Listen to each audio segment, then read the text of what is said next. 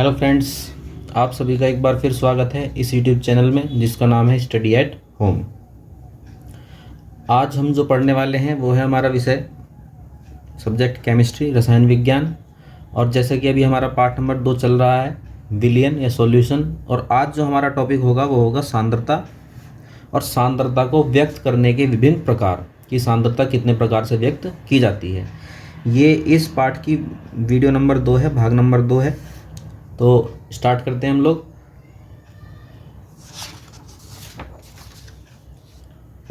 जैसे कि पिछली वीडियो में मैंने आपको सांद्रता के बारे में बता दिया था कि सांद्रता क्या है। सांद्रता क्या है कि किसी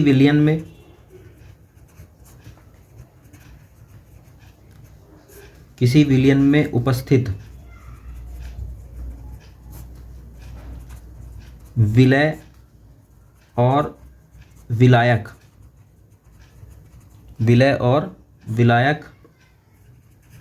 की मात्राओं विलय और विलायक की मात्राओं का जो अनुपात है, अनुपात कह लो या कह लो कि उनके बीच जो संबंध है, उसे दर्शाने के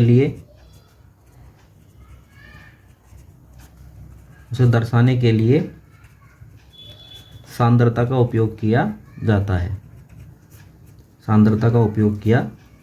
है। ये इसकी डेफिनेशन हो जाएगी। आप इसी तरह से लिख सकते हैं। और सांद्रता को यदि और पूरी तरह समझना है तो पिछली जो वीडियो है उसमें मैंने सांद्रता को एक्सप्लेन किया है कि इसकी ज़रूरत क्यों होती है, आप उसे देख लें। इंग्लिश में बोलते हैं इसे स्ट्रेंथ ऑफ सॉल्यूशन या कंसंट्रेशन ऑफ सॉल्यूशन। तो आज जो हमारा टॉपिक है मेन, वो है सांद्रता को व्यक्त करने के विभिन्न प्रकार की सांद्रता को कितने रूपों में व्यक्त किया जाता है। तो जैसे कि कल भी मैंने वीडियो में बताया था, सांद्रता को एक व्यक्त करने का तरीका होता है ग्राम प्रति लीटर में, कि हम सांद्रता को किस चीज़ में व्यक्त करते हैं, ग्राम प्रति लीटर में। दूसरा जो हमारा तरीका है सांद्रता को व्यक्त करने का वो हो सकता है मोलरता। तीसरा तरीका जो हो सकता है व्यक्त करने का वो हो सकता है नॉर्मलता के रूप में। चौथा जो तरीका हो सकता है वो हो सकता है मोललता के रूप में,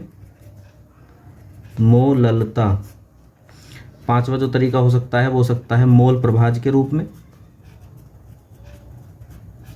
और छठा जो तरीका हो सकता है वो हो सकता है ppm के रूप में। सातवां तरीका जो हमारा हो सकता है वो हो सकता है प्रतिशतता के रूप में।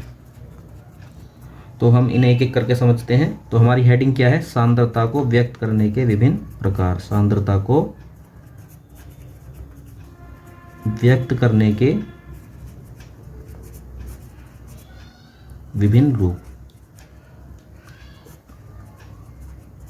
ठीक है, तो ये हमारा तरीका होगा। विभिन्न प्रकार से हम सांद्रता को व्यक्त करेंगे। तो उनमें फर्स्ट है ग्राम प्रति लीटर में, दूसरा है मोलरता के रूप में, तीसरा है नॉर्मलता के रूप में, चौथा है मोललता के रूप में, फिर मोल प्रभाज के रूप में, ppm के रूप में, या फिर प्रतिशतता के रूप में। तो सबसे पहले हम स्टार्ट करते हैं ग्राम प्रति लीटर में। ग्राम प्रति लीटर में सांद्रता।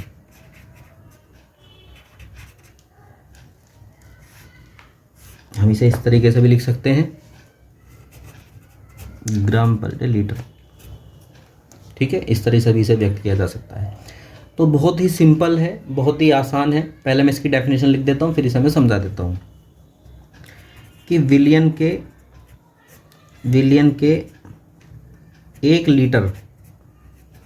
1 लीटर आयतन में उपस्थित विलय पदार्थ की ग्राम में मात्रा को विलयन की ग्राम प्रति लीटर में सांद्रता कहते हैं। ये हो गई इसकी डेफिनेशन। बहुत ही आसान है। और ये नोट्स हैं, आप इन्हें बिल्कुल ऐसी कॉपी में लिख सकते हैं, यही प्रॉपर नोट्स होंगे। तो इस डेफिनेशन में क्या कह रहा है कि भाई विलयन का जो 1 लीटर आयतन है ना, 1 लीटर आयतन में, विलयन के 1 लीटर आयतन में विलय की जितनी भी मात्रा घुली है, और वो मात्रा किस में लिखनी है, मैं ग्राम में, विलय की जितनी भी मात्रा उपस्थित है उसी को हम बोलते हैं ग्राम प्रति लीटर में सांद्रता। एक एग्जाम्पल के द्वारा समझते हैं। माना कि विलयन के 250 मिलीलीटर में 4 ग्राम विलय घुला है, 4 ग्राम विलय घुला है। अब हम ये जानते हैं, इसमें हमें बताया जा रहा है कि भाई 250 मिलीलीटर विलयन है। विलयन कितना है, विलयन का आयतन कितना है, 250 मिलीलीटर, कि 250 मिलीलीटर विलयन में 4 ग्राम विलय घुला है। तो हम इस चीज़ को लिख सकते हैं कि 250 मिलीलीटर विलयन में कितना ग्राम घुला है विलय का, 4 ग्राम विलय घुला है। और अब यदि हम 250 मिलीलीटर की बजाय ये सोचें कि 1000 मिलीलीटर में कितना घुलेगा, 1000 मिलीलीटर जो विलयन है उसमें कितना घुलेगा, 4 की मल्टीप्लाई हो जाएगी, 4 गुणा 1000, 1000 की मल्टीप्लाई हो जाएगी, 4 ग्राम गुणा 1000 और बटे 250 से डिवाइड हो जाएगा। तो कुल मिला के क्या आएगा, 1 जीरो से कट जाएगी 0, 25 चौक 100, 4 चौक 16, यानी कि 1000 में कितना घुलेगा, 1000 मिलीलीटर में कितना घुलेगा, 16 ग्राम। और 1000 मिलीलीटर का मतलब क्या है, 1000 मिलीलीटर का मतलब है 1 लीटर विलयन। भाई 1000 मिलीलीटर का मतलब क्या है, 1 लीटर। अभी हमने क्या निकाला कि 1000 मिलीलीटर विलयन में कितना विलय घुला, 16 ग्राम, ये आंसर निकला ना। और 1000 मिलीलीटर विलयन का मतलब क्या है, 1 लीटर विलयन। तो 1 लीटर विलयन में कितना घुलेगा, 16 ग्राम घुला। तो यही हमें ज्ञात करना था कि विलयन के 1 लीटर आयतन में कितना विलय उपस्थित है। देखो जो क्वेश्चन है, क्वेश्चन में जानकारी क्या दी गई है, 250 ml में कितना घुला, 4 ग्राम। लेकिन हमने जो डेफिनेशन कहती है, डेफिनेशन कहती है कि भाई 1 लीटर में सोचना है। क्वेश्चन में हमें कितना दिया, 250 मिलीलीटर में, ठीक है, क्वेश्चन में कितना दिया, 250 मिलीलीटर में घुला है 4 ग्राम। लेकिन डेफिनेशन कहती है कि भाई 1 लीटर आयतन में सोचो। तो हमने फिर से चेंज करना शुरू किया कि 250 मिलीलीटर में, 250 मिलीलीटर में घुला था 4 ग्राम, इसलिए 1000 में कितना घुलेगा, 1000 की मल्टीप्लाई करो, 250 से डिवाइड करो, तो कितना आ गया, 16 ग्राम। तो हमें पता चला कि भाई 1000 मिलीलीटर विलयन में घुला 16 ग्राम, यानी कि 1 लीटर विलयन में घुला 16 ग्राम, क्योंकि 1000 मिलीलीटर जो है वही तो होता है 1 लीटर। तो जो चीज़ हमें डेफिनेशन में कही गई थी, डेफिनेशन में कहा गया था कि भाई 1 लीटर में देखना, तो हमने निकाल लिया कि 1 लीटर में कितना घुला, 16 ग्राम। तो हमारा आंसर क्या आया, हमारा आंसर आया कि 16 ग्राम पर लीटर में घुल रहा है। और यही हमारा आंसर होगा कि सांद्रता इज इक्वल टू, विलयन की सांद्रता इज इक्वल टू 16 ग्राम प्रति लीटर। तो ग्राम प्रति लीटर में सांद्रता बहुत ही आसान है। केवल हमें क्या याद रखना है कि हम जब भी सोचेंगे, हम ये सोचेंगे कि 1 लीटर आयतन में कितना घुल रहा है विलय। तो ए विलयन के 1 लीटर आयतन में उपस्थित विलय की मात्रा को ही विलयन की ग्राम प्रति लीटर में सांद्रता कहते हैं। तो इस तरीके से हम लोग एक एग्जाम्पल और देखते हैं। बहुत सरल सा एग्जाम्पल होगा कि 5 ग्राम NaOH को, सोडियम हाइड्रोक्साइड को 200 मिलीलीटर जल में घोला गया।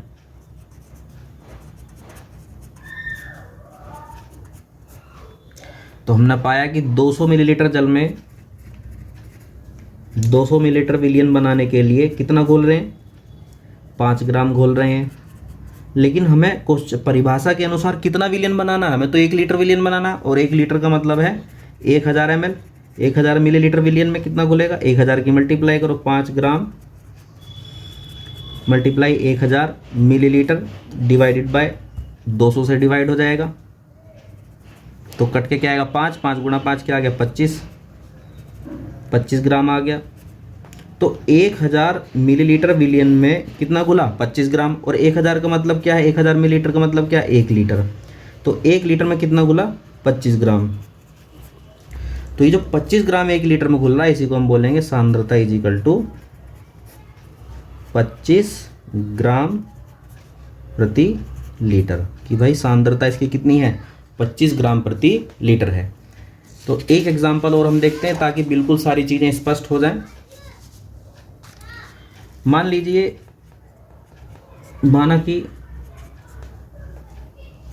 2500 मिलीलीटर विलियन बनाने के लिए NaCl सोडियम क्लोराइड के 40 ग्राम घोले गए। कितने घोले गए? 40 ग्राम घोले गए। सांद्रता बताओ ग्राम प्रति लीटर में, हमें क्वेश्चन कह रहा है ग्राम प्रति लीटर में सांद्रता बताओ।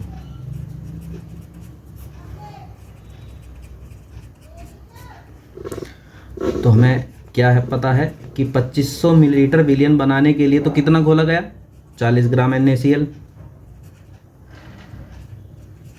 लेकिन हमें तो भाई 1 लीटर में घोलना है ना, और 1 लीटर का मतलब क्या है, 1 लीटर का मतलब है 1000 मिलीलीटर।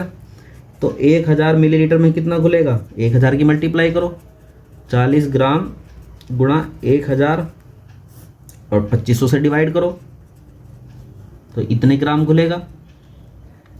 तो 2500, 2 जीरो से 2 जीरो कट जाएंगे, ठीक है। ये आ गया 400/25। तो 400/25 कितना आ जाएगा, मल्टीप्लाई कर सकते हैं, डिवाइड कर सकते हैं। तो ये आएगा 16। कितना आएगा, 16। तो 16 ग्राम जो नमक होगा वो घुला होगा 1000 मिलीलीटर में, और 1000 मिलीलीटर का मतलब क्या है, 1 लीटर में। तो 1 लीटर विलियन में कितना घुला, 16 ग्राम नमक। तो हमारा आंसर क्या होगा कि जो सांद्रता है, सांद्रता कितनी है, सांद्रता इज इक्वल टू 16 ग्राम प्रति लीटर। ये आ गए हमारे आंसर कि ग्राम प्रति लीटर में जो सांद्रता है वो 16 ग्राम प्रति लीटर है। तो पहली जो हमारा प्रकार था सांद्रता को व्यक्त करने का वो था ग्राम प्रति लीटर में, जिसकी डेफिनेशन क्या है, विलियन के 1 लीटर आयतन में उपस्थित विलय की ग्राम में मात्रा को विलियन की ग्राम प्रति लीटर में सांद्रता कहते हैं। ये मैंने 3 एग्जाम्पल दिए हैं, आप तीनों एग्जाम्पल नोट कर सकते हैं, ठीक है। तीनों एग्जाम्पल जो हैं नोट कर लेंगे, पहला था, फिर दूसरा और फिर तीसरा एग्जाम्पल। अब देखिए कभी कभी क्या है कि डायरेक्ट फॉर्मूले की भी आवश्यकता पड़ जाती है, ग्राम प्रति लीटर में डायरेक्ट फॉर्मूला निकालना पड़ जाता है, तो डायरेक्ट फॉर्मूला भी नोट कर सकते हैं। ग्राम प्रति लीटर में सांद्रता, डायरेक्ट सूत्र क्या है इसकी, पदार्थ की या विलय की ग्राम में मात्रा, विलय की ग्राम में मात्रा बटे अपॉन विलियन का आयतन। अब हमें सावधान रखनी है, अगर आप विलियन का आयतन लीटर में ले रहे हैं तो ये फॉर्मूला इतना खत्म हो गया। अब कभी कभी क्या है कि विलियन का आयतन मिलीलीटर में दे दिया जाता है कि विलियन की ग्राम में मात्रा, सॉरी विलय की ग्राम में मात्रा बटे विलियन का आयतन। अगर विलियन का आयतन हम लोग मिलीलीटर में रख रहे हैं तो फिर हम यहाँ पे 1000 की मल्टीप्लाई कर लेंगे, तो ये हो जाएंगे इसके सूत्र, ग्राम प्रति लीटर में सांद्रता के सूत्र हो जाएंगे। तो इस प्रकार से जो सांद्रता का पहला प्रकार है जिसका नाम है ग्राम प्रति लीटर में सांद्रता, वो मैंने आपको समझा दिया है। अगर कोई भी बात जो समझ में नहीं तो आप मुझे कमेंट बॉक्स में लिखकर बता सकते हैं, मैं उसे स्पष्ट करने की कोशिश करूँगा। दूसरा जो प्रकार है सांद्रता को व्यक्त करने का वो है मोलरता, और हमारे लिए मोलरता एक मोस्ट इंपॉर्टेंट हेडिंग होगी। मोलरता और मोललता दोनों ही मोस्ट इंपॉर्टेंट हेडिंग होंगी। सेकंड जो हमारा प्रकार है वो है मोलरता, इंग्लिश में हम इसे बोलते हैं मोलैरिटी, MOLAR। तो इस प्रकार हमने समझ ली थी ग्राम प्रति लीटर में सांद्रता।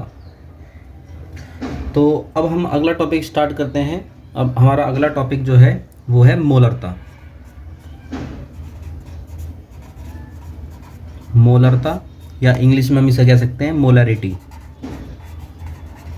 मोलैरिटी। और इसे हम जो प्रदर्शित करते हैं, डिनोट करते हैं, वो हम करते हैं कैपिटल M से। अगर इस पूरे चैप्टर में कोई इंपॉर्टेंट हेडिंग ढूंढनी है, कुछ इंपॉर्टेंट हेडिंग है, तो उनमें एक ये भी शामिल है, मोस्ट इंपॉर्टेंट हेडिंग है। सबसे पहले हम देखते हैं इसकी डेफिनेशन। तो इसकी जो परिभाषा है वो क्या है कि किसी विलयन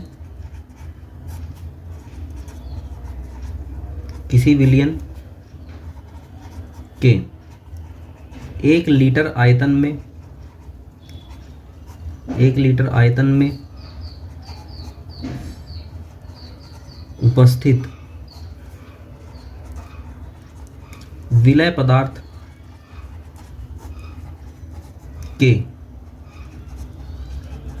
मोलों की संख्या, विलय पदार्थ के मोलों की संख्या को विलयन की मोलरता कहते हैं।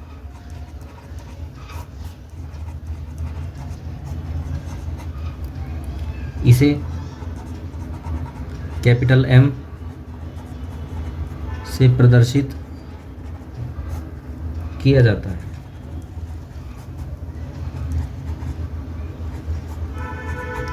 देखिए, सबसे पहले हम इसकी करते हैं डेफिनेशन। डेफिनेशन लगभग वैसी ही है जैसे कि ग्राम प्रति लीटर में सांद्रता थी, कि वही क्या है, विलयन का 1 लीटर आयतन है। विलयन के 1 लीटर आयतन में हमें देखना है, और क्या देखना है कि विलयन के 1 लीटर आयतन में विलय पदार्थ के कितने मोल घुले हुए हैं। विलय पदार्थ के जितने भी मोल घुले हुए होंगे 1 लीटर आयतन में, विलय पदार्थ के जितने भी मोल घुले हुए होंगे, उसी चीज़ को हम बोलेंगे विलयन की मोलरता। तो किसी विलयन के 1 लीटर आयतन में उपस्थित विलय के मोलों की संख्या को हम विलयन की मोलरता कहते हैं। इसे हम प्रदर्शित करते हैं M से। एक उदाहरण द्वारा हम बात समझते हैं। जैसे माना कि विलयन के 250 मिलीलीटर आयतन में विलय के 2 मोल उपस्थित हैं। विलय के 2 मोल उपस्थित हैं। अब ये जो लाइन लिखी है हमने, ये जो उदाहरण हमने यहाँ पे प्रस्तुत किया है, इस उदाहरण से हम लोग अपनी डेफिनेशन बनाते हैं। इसे देखते हैं कि क्या कहना चाहती है। तो विलयन का जो आयतन है वो कितना है, 250 मिलीलीटर। तो हम लिखते हैं कि 250 मिलीलीटर विलयन में, 250 मिलीलीटर विलयन में कितना मोल घुला हुआ है विलय का। विलय के घुले हुए हैं 2 मोल, तो 2 मोल विलय घुला हुआ है, 2 मोल विलय। लेकिन हमें कितने आयतन के बारे में सोचना, हमें सोचना है 1 लीटर आयतन, और 1 लीटर का मतलब क्या होता है, 1000 मिलीलीटर। तो 1000 मिलीलीटर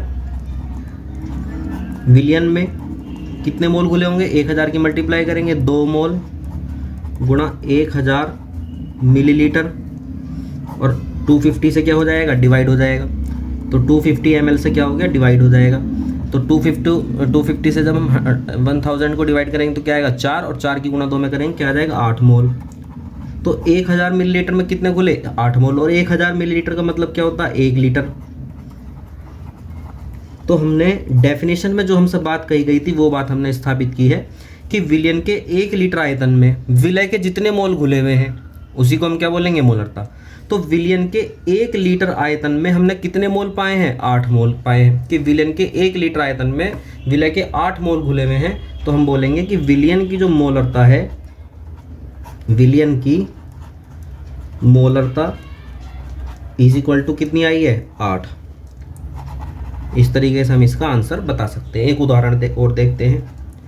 ये सब आप डेफिनेशन को समझाते समय लिख सकते हैं अगर पूछा जा रहा है तो, और नहीं तो समझने के लिए तो ये अच्छे हैं ही। जो हमारा कंसेप्ट है वो हम समझ पाते हैं इन उदाहरणों के द्वारा। मान लीजिए हमें कहा कि 5 लीटर आयतन, 5 लीटर आयतन वाले विलयन, यानी एक विलयन है जिसका आयतन कितना, 5 लीटर। 5 लीटर आयतन वाले विलयन में विलय के 10 मोल उपस्थित हैं, 10 मोल उपस्थित हैं। तो अब इसकी मोलरता बतानी है हमें। तो मोलरता देखिए क्या कह रहा है सवाल में, 5 लीटर जो आयतन है 5 लीटर आयतन में तो कितने मोल उपस्थित हैं? 10 मोल उपस्थित हैं, 10 मोल विलय उपस्थित है। और फिर इस हिसाब से 1 लीटर आयतन में कितना होगा, क्योंकि हमारी जो डेफिनेशन है, डेफिनेशन किस में देखने के लिए कहती है? डेफिनेशन कहती है कि 1 लीटर आयतन में ढूंढो कि 1 लीटर आयतन में कितने मोल हैं। तो 1 लीटर आयतन में कितना होगा? 1 की मल्टीप्लाई हो जाएगी 10 गुणा 1 और 5 से क्या हो जाएगा? डिवाइड हो जाएगा, तो 5 से हो जाएगा डिवाइड। तो इस तरीके से भाई 5 लीटर आयतन में कितने उपस्थित थे? 10। तो हमने लिखा 5 लीटर आयतन में उपस्थित है मोल कितने? 10 मोल उपस्थित है। तो 1 लीटर आयतन में कितने मोल उपस्थित होंगे? 1 की मल्टीप्लाई होगी 10 में और 5 से डिवाइड हो जाएगा, तो कितना आ जाएगा? 2 मोल। यानी कि हम पा रहे हैं कि यहाँ पर 1 लीटर आयतन में 2 मोल उपस्थित हैं। और परिभाषा क्या कहती है कि 1 लीटर आयतन में जितने भी मोल उपस्थित होंगे वही क्या होगी? विलयन की मोलरता। तो हमने पाया कि 1 लीटर विलयन में 2 मोल उपस्थित हैं, इसलिए मोलरता कितनी है इसकी? 2m। ठीक है, तो इस प्रकार से ये हो गई इसकी डेफिनेशन कि मोलरता की हो गई पूरी परिभाषा। अगर हम डेफिनेशन को इन उदाहरणों के द्वारा समझते हैं तो हमें समझ में आसानी से ये आ जानी चाहिए कि विलयन के 1 लीटर आयतन में विलय के जितने भी मोल घुले हुए होंगे उसी को हम बोलेंगे विलयन की मोलरता। और ये इस संबंध में 2 उदाहरण हैं। अब हम देखते हैं इसका फॉर्मूला क्या बन पाएगा, मोलरता को निकालने का फॉर्मूला क्या बन पाएगा, क्या है इसका फॉर्मूला। तो मोलरता को निकालने का जो फॉर्मूला है वो है कि मोलरता इज इक्वल टू विलय के मोलों की संख्या, विलय के मोलों की संख्या बटे विलयन का आयतन। और ये विलयन का आयतन हमें किस में लेना है? लीटर में। विलयन का आयतन लीटर में। अगर हम ये आयतन लीटर में नहीं लेना चाह रहे हैं, हम ये आयतन मिलीलीटर में ले रहे हैं, तो हमें ऊपर 1000 की मल्टीप्लाई करनी पड़ेगी। विलय के मोलों की संख्या अपॉन विलयन का आयतन। और इस बार ये आयतन किस चीज़ में है? मिलीलीटर में। और अगर मिलीलीटर में आयतन होगा तो हम क्या करेंगे? 1000 की मल्टीप्लाई करेंगे। देखिए, ये तो हो गई मोलरता की डेफिनेशन और मोलरता का फॉर्मूला। अब ये जो टर्म है विलय के मोलों की संख्या, ये चीज़ हमें निकालनी सीखनी है कि विलय के मोलों की संख्या किस तरीके से निकाली जाती है। ये एक टॉपिक 11वीं में था जिसको हम बोलते हैं मोल संकल्पना। मोल संकल्पना में ये सिखाया जाता है। बाकी हम चूँकि यहाँ इसके बिना, इस मोलों की संख्या को निकालने के बिना आगे की हेडिंग भी नहीं हो पाएंगी, कुछ भी हम न्यूमेरिकल्स जो हैं वो नहीं कर पाएंगे। तो इसलिए सबसे इंपॉर्टेंट चीज़ जो इस समय है वो है विलय के मोलों की संख्या किस तरीके से ज्ञात करेंगे वो हम देखते हैं। तो सबसे पहले हम यहाँ पे एक सूत्र देखते हैं विलय के मोलों की संख्या ज्ञात करने के लिए। विलय के मोलों की संख्या किस तरीके से निकालें? विलय के मोलों की संख्या, देखिए अभी मोल कंसेप्ट नहीं चल रहा है। अगर मोल कंसेप्ट चल रहा होता तो फिर उसे अलग तरीके से हम लोग बताते। अभी क्योंकि चैप्टर चल रहा है विलयन का, तो इसलिए फिलहाल हम यहाँ पे मोलों की संख्या के लिए फॉर्मूला ही लिखेंगे। पूरा कंसेप्ट हम लोग नहीं समझ रहे हैं यहाँ पे। जब मोल कंसेप्ट समझाएंगे तब पूरा वहाँ समझाएंगे। तो विलय के मोलों की संख्या इज इक्वल टू क्या है इसका फॉर्मूला? ये फॉर्मूला मोस्ट इंपॉर्टेंट है। ये फॉर्मूला तो आपको याद करना ही होगा, करना ही पड़ेगा इस पूरे चैप्टर में। विलय के मोलों की संख्या इज इक्वल टू विलय की ग्राम में मात्रा। विलय की ग्राम में मात्रा, जो भी ग्राम में मात्रा हमें दी होगी वो हमें लिखनी है ग्राम में मात्रा बटे विलय का अणुभार। विलय का अणुभार, ये इसका सूत्र है। मोलों की संख्या ज्ञात करने का सूत्र क्या है कि विलय की ग्राम में मात्रा बटे विलय का अणुभार। एक एग्जांपल देखते हैं। माना कि 4 ग्राम NaOH सोडियम हाइड्रोक्साइड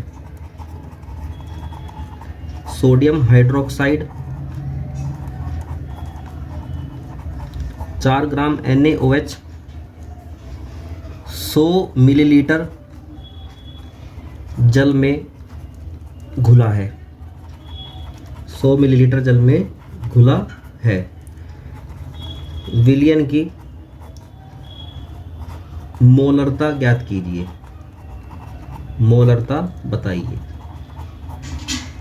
ये हमसे पूछा जा रहा है। तो सबसे पहले हमें ये सोचना है कि हमें निकालना क्या चीज़। एक तो हम ये देख सकते हैं कि भाई हमें क्या क्या चीज़ें हमें गिवन है, क्या क्या चीज़ें हमें दी हैं। तो हमें एक तो ये बताया है, सबसे पहले हम ये भी ढूंढ सकते हैं विलय कौन है, विलायक कौन है। तो भाई ये विलय है, 4 ग्राम जो है घोला जा रहा है, कम मात्रा में है, तो ये क्या है, विलय है। तो 4 ग्राम NaOH जो है ये हो गया हमारा विलय। तो विलय की जो ग्राम में मात्रा है, विलय की मात्रा, कितना विलय घोला जा रहा है, ये घोला जा रहा है 4 ग्राम। 4 ग्राम हम लोग घोल रहे हैं। हम क्या करेंगे, अभी जो हमें मात्रा दी हुई है वो दी हुई है ग्राम में, लेकिन मोलरता निकालने के लिए देखो, हमें मोलरता निकालने के लिए क्या चाहिए, मोलों की संख्या चाहिए, विलय के मोलों की संख्या चाहिए। और हमें दिया हुआ क्या है, विलय की ग्राम में मात्रा दी हुई है। तो हमें क्या करना है, इस ग्राम में मात्रा जो दी हुई है इसे मोल में बदलना है। क्या करना है, मोल में बदलना है। तो सबसे बढ़िया तरीका ये है, आप सीधा यहाँ लिखेंगे विलय के मोल, विलय के मोल इज इक्वल टू जो भी ग्राम में मात्रा दी होगी, ग्राम में मात्रा बटे अणुभार अपॉन अणुभार, जो भी उसका मोलिकुलर वेट है वो हम लिख देंगे। तो ग्राम में मात्रा कितनी है, 4 ग्राम है, हमने लिख दिया 4 ग्राम। और अणुभार कितना है, अब अणुभार कैसे निकालेंगे। तो पदार्थ विलय कौन सा था हमारा, NaOH। तो यानी कि हमें किसका अणुभार चाहिए, हमें अणुभार चाहिए NaOH का, हमें अणुभार की आवश्यकता है। तो हम NaOH का अणुभार निकालेंगे। चलिए देखते हैं किस तरीके से हम लोग NaOH का अणुभार निकालेंगे। तो NaOH का अणुभार निकालने के लिए हमें पता होने चाहिए इनके परमाणु भार। देखिए कोई भी चीज़ एकदम से रट के याद नहीं की जा सकती। जब आप धीरे धीरे प्रैक्टिस करेंगे, बार बार प्रैक्टिस में लेके आएंगे, तो ये चीज़ें अपने आप याद हो जाएंगी। तो हम पहली बार यहाँ लिख रहे हैं, और आप जब जब आएंगे तब तब ये चीज़ याद करेंगे। सोडियम का परमाणु भार होता है 23, ठीक है। फिर ऑक्सीजन है, ऑक्सीजन का परमाणु भार होता है 16। और फिर है हाइड्रोजन, हाइड्रोजन का परमाणु भार होता है 1। तो टोटल कितना हो गया जुड़ के, ये 23 + 16 + 1, यानी कि 23 + 16 + 1, तो ये आ गया जुड़ के 40। कितना आ गया जुड़ के, 40। तो अणुभार कितना है, 40। NaOH का अणुभार है 40। ये जो मैं यहाँ बात बता रहा हूँ ये सबसे आसान तरीका है। और सीधा आप लिखेंगे, ग्राम में मात्रा जो लिखी थी वो लिखेंगे, ग्राम में मात्रा कितनी थी, 4 ग्राम, सीधा लिखेंगे फिर विलय के मोल। तो विलय के मोल इज इक्वल टू ग्राम में मात्रा बटे अणुभार। ये फॉर्मूला आप बिल्कुल याद कर लीजिए, रट लीजिए कि विलय के मोल इज इक्वल टू ग्राम में मात्रा बटे अणुभार। ग्राम में मात्रा कितनी है, 4 ग्राम, और अणुभार कितना है, 40। तो 4 को 40 से डिवाइड करेंगे तो क्या आएगा, 0.1। तो मोल कितने आ गए हैं इसके, 0.1। अब हम लगाएंगे मोलरता का फॉर्मूला, मोलरता का सूत्र। तो मोलरता का फॉर्मूला क्या था कि मोलरता इज इक्वल टू विलय के मोल बटे विलयन का आयतन, विलयन का आयतन। और विलयन का आयतन किस चीज में दिया हुआ, मिलीलीटर में दिया हुआ था, 100 मिलीलीटर। तो यहाँ लिख लेंगे मिलीलीटर, और जब जब मिलीलीटर में हम यूज करेंगे तब तब हम ऊपर फॉर्मूले में 1000 की मल्टीप्लाई करेंगे। तो विलय के मोल कितने आए थे, विलय के मोल आए थे 0.1, और आयतन कितना था विलयन का, 100 मिलीलीटर। तो विलय के मोल थे 0.1 और विलयन का आयतन कितना था, 100 मिलीलीटर, ठीक है। तो 100 से 1000 को डिवाइड करेंगे क्या आ जाएगा, 10 बचेगा यहाँ पे भाई, 2 जीरो से 2 जीरो कैंसिल हो जाएंगी। तो कितना बचा, 10 की गुणा 10 की मल्टीप्लाई 0.1 में करेंगे तो क्या जाएगा, 1। तो हम देखते हैं इस प्रकार से जो विलयन की जो मोलरता यहाँ पे निकल के आई है वो कितनी आई है, 1 निकल के आई है। कि हमारे यहाँ पर विलयन की, इस विलयन की जो मोलरता है वह मोलरता है 1। तो इस प्रकार से मोलरता के हम कुछ और एग्जाम्पल भी अभी देखेंगे, ठीक है। और एग्जाम्पल भी हम करेंगे अभी, जब मैं इसके क्वेश्चंस कराऊंगा तब हम मोलरता के एग्जाम्पल करेंगे। बाकी जो एग्जाम्पल आपकी बुक में या जहाँ भी मिले उन्हें करके देखिए, और कोई भी दिक्कत आती है तो मुझे कमेंट्स करके बता सकते हैं। तो ये तो हमारा टॉपिक मोलरता। मोलरता से जुड़े हुए कुछ महत्वपूर्ण तथ्य हैं वो जान लेने हमें चाहिए। तो कुछ महत्वपूर्ण तथ्य क्या हैं, कुछ महत्वपूर्ण फैक्ट या तथ्य।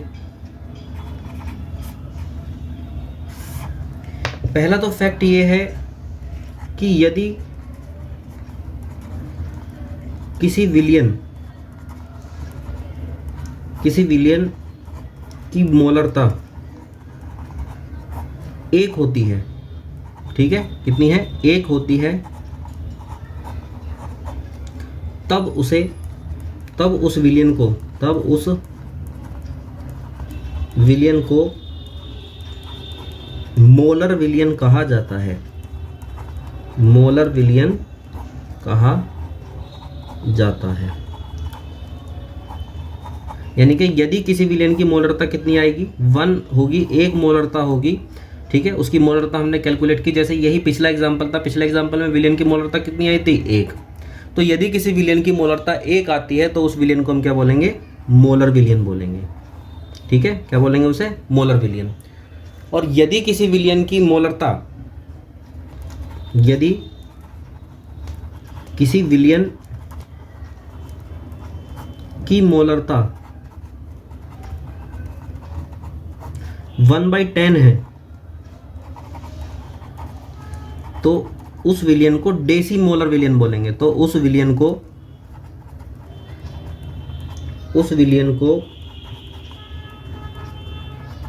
डेसी मोलर विलयन कहा जाता है।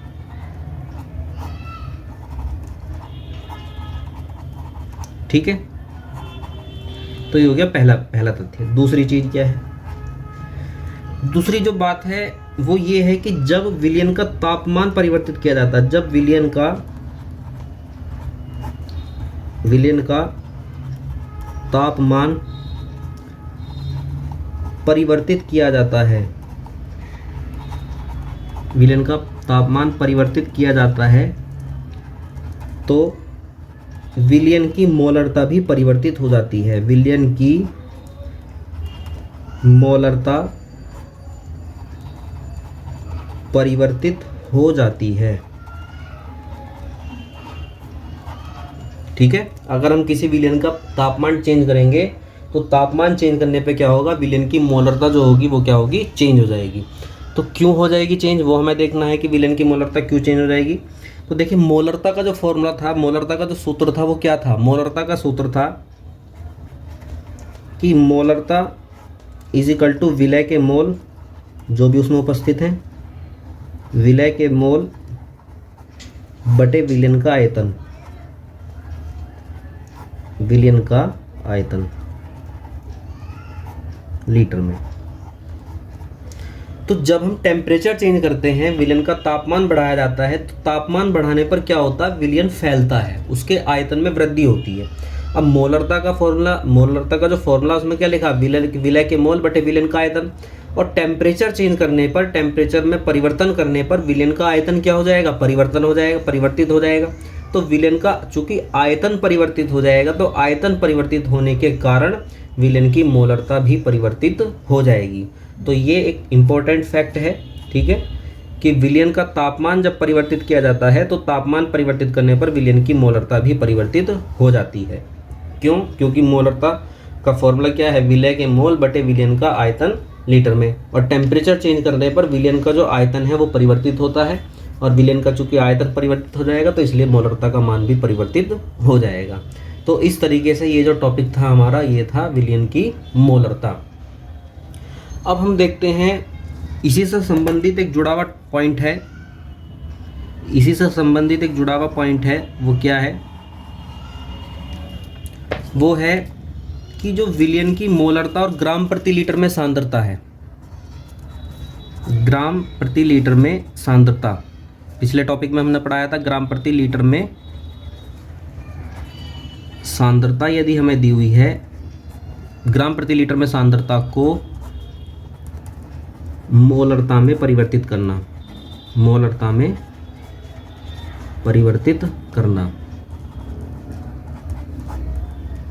इसकी ज़रूरत हमें कभी कभी पड़ जाती है, तो इसलिए हम सीख लेते हैं। अगर हमें मोलरता ज्ञात करनी है तो मोलरता इज इक्वल टू ग्राम प्रति लीटर में जो भी हमें सांद्रता दी होगी, ग्राम प्रति लीटर में सांद्रता अपॉन विलय का अणुभार,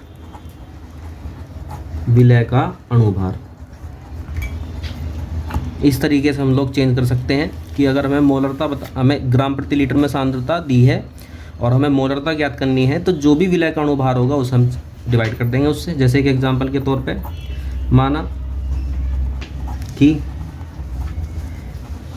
H2SO4 के किसी विलयन, H2SO4 का क्या नाम है मुझे कमेंट करके बताइए, किसी विलयन की ग्राम प्रति लीटर में सांद्रता 28 ग्राम पर लीटर है, तो मोलरता क्या होगी ये हमें बताना है। मोलरता क्या होगी, तो मोलरता क्या होगी, फॉर्मूला लगाएंगे कि मोलैरिटी या मोलरता इज इक्वल टू ग्राम पर लीटर वाली जो सांद्रता है, ग्राम पर लीटर में सांद्रता अपॉन विलय का अणुभार, विलय का अणुभार। तो मैं इसे बता देता हूँ, आप करके देखना। मोलरिटी इज इक्वल टू ग्राम प्रति लीटर में सांद्रता कितनी दी है, 28 ग्राम पर लीटर सांद्रता है, वो हम यहाँ पुट करेंगे।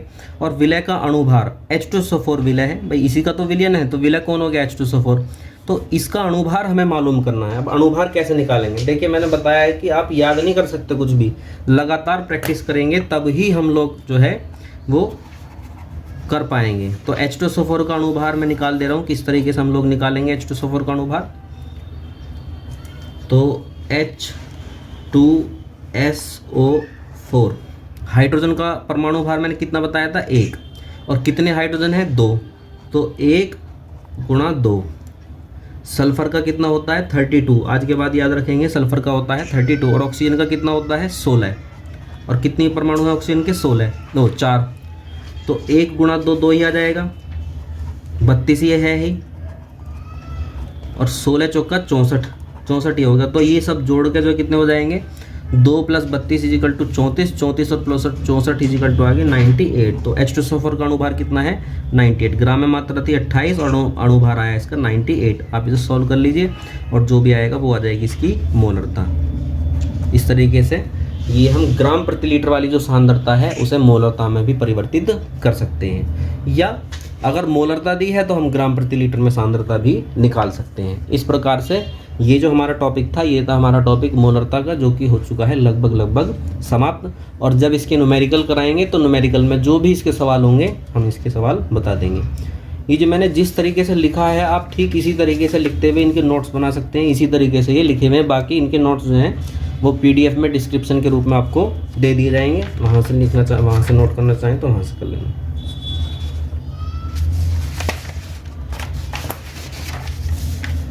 तो अब हम चलते हैं अगले टॉपिक की तरफ, और अगला जो टॉपिक हमारा है वो है मोललता। मोललता, मोललता, ठीक है। इंग्लिश में हम इसे बोलते हैं, इंग्लिश की जो इसकी टर्म है वो है मोलैलिटी। मोलैलिटी, मोलैलिटी, और इसे हम प्रदर्शित करते हैं स्मॉल m के द्वारा। वो पिछला जो हमने टॉपिक पढ़ाया था वो क्या था, मोलरता, मोलैरिटी कैपिटल M, ये है मोललता, मोलैलिटी स्मॉल m। देखिए सबसे बेहतर तरीका तो ये है कि हम इसे पढ़ने से पहले, मोललता को पढ़ने से पहले हम मोलरता और मोललता के बीच में एक छोटा सा अंतर समझ लें। यदि वो अंतर हम समझ लेते हैं तो इसकी डेफिनेशन याद करना और उस मोलरता से इसका अंतर समझ पाना हमारे लिए बहुत ही आसान हो जाएगा। तो सबसे पहले हम देख लेते हैं एक छोटा सा अंतर जो कि हमारे लिए यूज़फुल होगा। क्या क्या अंतर है, तो ये देखना हमें सबसे पहले मोलरता और एक तरफ है मोललता। ये जो मैं अंतर बता रहा हूँ ये डेफिनेशन को समझने के लिए बता रहा हूँ कि जो मोलरता है, मोलरता में संबंध देखा गया था किसका, विलय के मोल, विलय के मोल और विलयन के आयतन के बीच, विलयन का आयतन। एक बार मोलरता को देखें तो वहाँ आप देख लेंगे, यही फॉर्मूला था, विलय के मोल और विलयन का जो आयतन है उनके बीच का संबंध जो बताया जा रहा था वो बताया जा रहा था मोलरता से। लेकिन जो मोललता है, मोललता में हम किसका संबंध बताएंगे? वो हम बताएंगे विलय के मोल बटे विलायक का भार, विलायक का भार किलोग्राम में। तो अब इन दोनों चीज़ों को बहुत बारीकी से समझते हुए दोनों के बीच अंतर समझने की कोशिश करेंगे।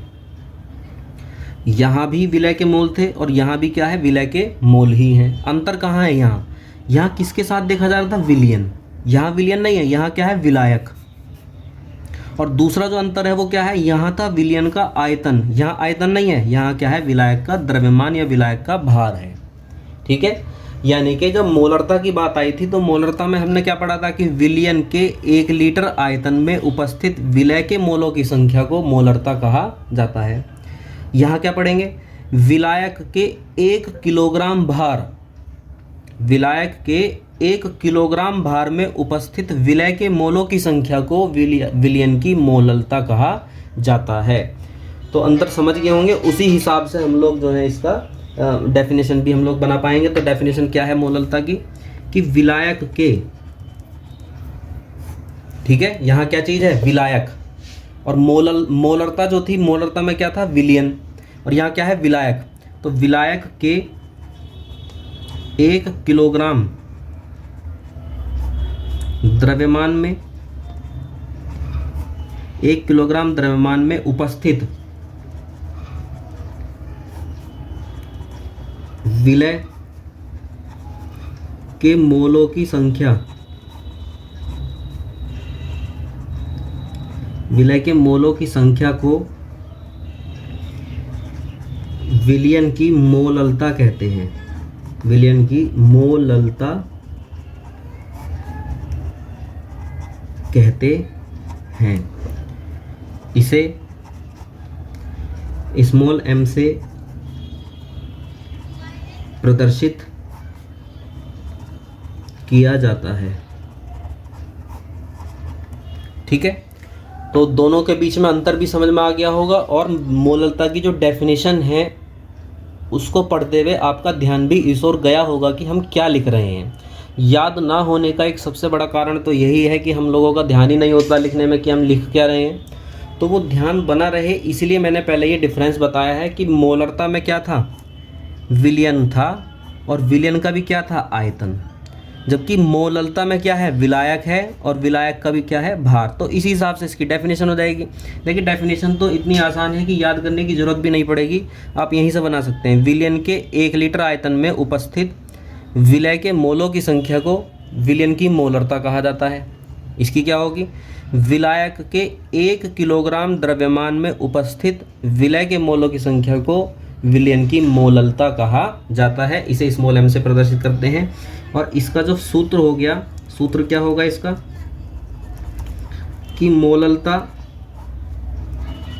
इज इक्वल टू, ये रहा फॉर्मूला इसका, विलय के मोल अपॉन विलायक का भार, या द्रव्यमान भी लिख सकते हैं। और ये किस में लेना है द्रव्यमान? हमें किलोग्राम में, है ना, अपॉन किलोग्राम। और विलय की जो मोल निकालने का फॉर्मूला है वो वही रहेगा जो कि मैंने पीछे अभी आपको बताया था। ठीक है, तो इस तरीके से हम लोग जो है मोललता भी ज्ञात कर लेंगे। एक एग्जांपल देखते हैं। माना कि 200 ग्राम पानी में 32 ग्राम चीनी घुली है, चीनी घुली है, तब विलयन की मोललता बताइए। तो सबसे पहले हम विलय और विलायक छाट लेते हैं। तो जैसे कि मैंने पिछली क्लासेस में आपको विलय और विलायक के बारे में जानकारी दी थी। विलय कौन होता है? जो कि कम मात्रा में होता है, तो ये हो गया विलय। तो हमने यहाँ नोट कर लिया, ये हो गया भाई विलय। और विलायक कौन होता है जो कि अधिक मात्रा में होता है, तो ये हो गया विलायक। ठीक है, ये हो गया हमारा विलायक। तो हमने लिखा विलय कौन है, तो विलय है 32 ग्राम चीनी। और विलायक कौन है, विलायक है 200 ग्राम जल। अब ये सोचिए कि हमें मोल किसके बनाने हैं, विलय के या विलायक के? मोल हमेशा विलय के ही बनाए जाएंगे। ठीक है, तो तुरंत वो फॉर्मूला याद कीजिए जो मैंने भी बताया था पीछे, कि विलय के मोल इज इक्वल टू ग्राम में मात्रा बटे अणुभार अपॉन अणुभार। ठीक है, यही फॉर्मूला था, ग्राम में मात्रा बटे अणुभार। तो ग्राम में मात्रा कितनी है, 32। भाई विलय की ग्राम में मात्रा कितनी है, 32, 32। और अणुभार, अब अणुभार किसका, विलय का। विलय कौन है, चीनी। तो चीनी का अणुभार हमें निकालना है, यहाँ निकालते हैं। चीनी का फॉर्मूला, चीनी को हम सुक्रोस भी कहते हैं, और सुक्रोस का फॉर्मूला क्या होता है, C12H22O11। तो निकालते हैं। कार्बन का परमाणु भार होता है 12, और है भी कितने, ये 12। हाइड्रोजन का परमाणु भार होता है 1, और है भी कितने, ये 22। और ऑक्सीजन का परमाणु भार होता है 16, और है कितने, ये 11। ठीक है, 16 गुणा 11, तो 12 गुणा 12 कितना आ गया, 144 प्लस 22, ये 22 हो गया गुणा 22। और 16 की गुणा 11 में करेंगे तो कितना आएगा, 16 की गुणा 11 में करने के बाद आएगा 176। ठीक है, 176। और इन सबको आप जोड़ लीजिए, तो 6 और 2 8, 8 और 4 12 का 2। ठीक है, और एक हासिल करता तो 7 और 1 8, 8 और 2 10, 10 और 4 14, 14 का 4 हासिल लगा 1, 1 और 1 2, 2 और 1 3। तो ये आया 342। कितना आया इसका अणुभार, 342। तो ये आ गया अणुभार 342। तो ये आ गए मोलों की संख्या। ठीक है, ये क्या आ गया, मोलों की संख्या आ गई। अब हम क्या निकालेंगे, अब हम निकालेंगे मोललता। तो इसे आप कैलकुलेट करिए एक बार, कितना आता है कैलकुलेट, तब तक मैं करता हूँ कितना आता है कैलकुलेट करके। ये है 32 डिवाइडेड बाय 342, तो ये आता है 0.093। ठीक है, इतने मोल हैं ये। अब हम निकालेंगे मोललता। तो मोललता निकालते हैं। मोललता का फॉर्मूला क्या बताया था आपको मैंने, मोललता का फॉर्मूला था, मोललता याद करेंगे और बोलेंगे मेरे साथ साथ, तभी याद होगा। यदि आप प्रैक्टिस में रहेंगे तब ही याद होगा। मोललता का फॉर्मूला क्या था, विलय के मोल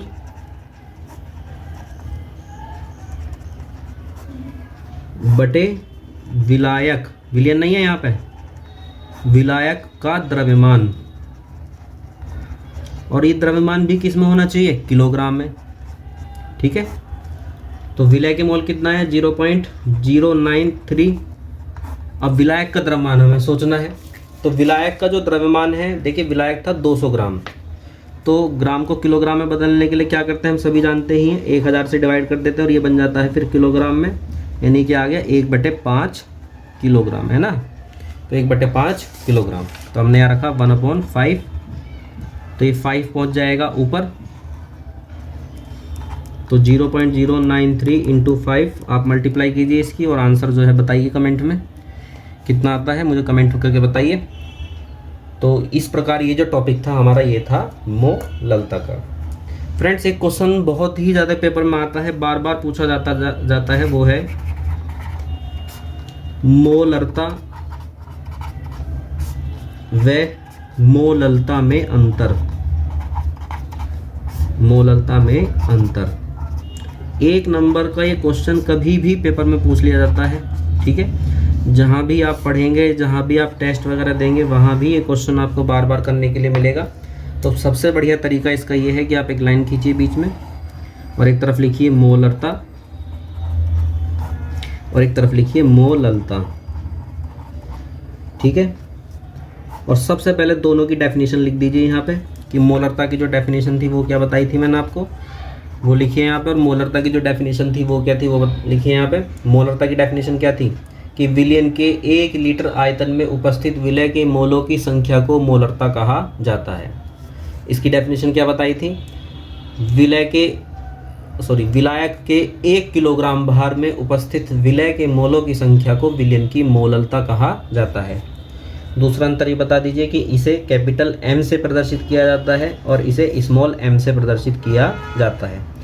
तीसरा अंतर ये बता सकते हैं, दोनों का फॉर्मूला आप लिख सकते हैं कि इसका सूत्र क्या था मोलरता निकालने का, वो लिखिए विलय के मोल बटे विलयन का आयतन लीटर में। इसका सूत्र क्या था लिखने का, वो लिखिए विलय के मोल बटे विलायक का द्रव्यमान किलोग्राम में। और चौथा जो महत्वपूर्ण अंतर है वो है, ये इंपॉर्टेंट अंतर रहेगा, ठीक है। ये क्या था कि मोलरता तापमान बदलने पर बदल जाती है, तापमान पर निर्भर करती है, ताप बदलने पर यह परिवर्तित हो जाती है। जबकि मोललता जो होती है वो टेम्परेचर पर डिपेंड नहीं करती है, तापमान परिवर्तित करने पर परिवर्तित नहीं होती है, मोललता परिवर्तित नहीं होती है। तो इस प्रकार से 2, 3 अंतर, 4 अंतर जो भी आप लिख सकें वो लिखिए, ठीक है। 1 नंबर में क्वेश्चन अक्सर आता रहता है। तो ये था हमारा टॉपिक। 3 टॉपिक हमने खत्म किए हैं। कौन कौन से टॉपिक हमने खत्म किए हैं, एक ग्राम प्रति लीटर में सांद्रता खत्म किया है, ग्राम प्रति लीटर में सांद्रता हम लोग कर चुके हैं, ठीक है। एक हमने करा फिर मोलरता का टॉपिक हमने करा है, और फिर मोलरता के साथ साथ आज ही हमने खत्म किया है मोललता। सॉरी ये हिल रहा है। ये 3 टॉपिक हमने खत्म किए हैं। बेहतर उम्मीद है आपको समझ में आया होगा अच्छे तरीके से। अगर आपको वीडियो अच्छी लगी है तो इस वीडियो को लाइक कीजिए, शेयर कीजिए और चैनल को सब्सक्राइब कीजिए। धन्यवाद।